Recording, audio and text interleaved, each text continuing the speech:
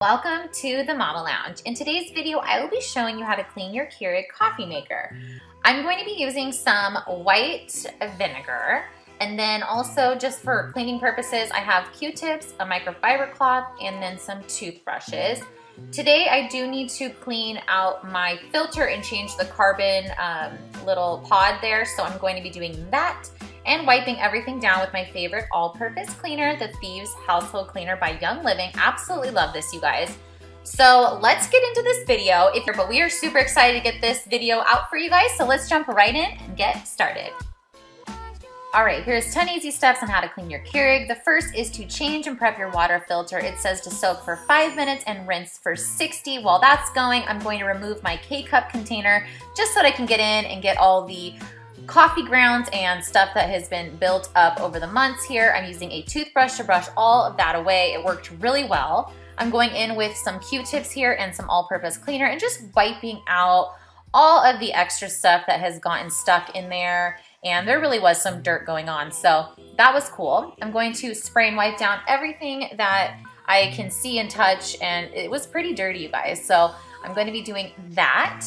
And then also, the lid of your Keurig will show you what is safe to do in the dishwasher. So these products are dishwasher safe, most of them. I choose to hand wash. So take everything out that's removable and put that in your sink so that you can clean that. And then I'm just gonna continue here and just clean off every little surface and really get down and dirty with this Keurig.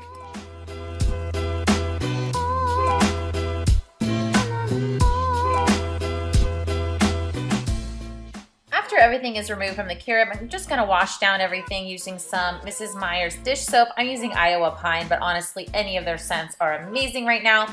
So yeah, just gonna go through and really clean out. I mean, look how good it looks now. So cool.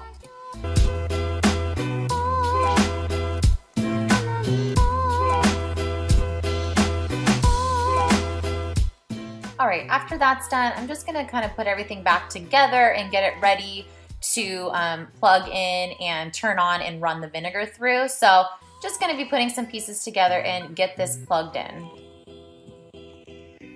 All right, take your vinegar and just fill it up about halfway into your basin reservoir. And this will be more than enough to clean out the inside. So I'm going to be doing that. Make sure to remove the filter if you have one, because it does not need to run through the filter.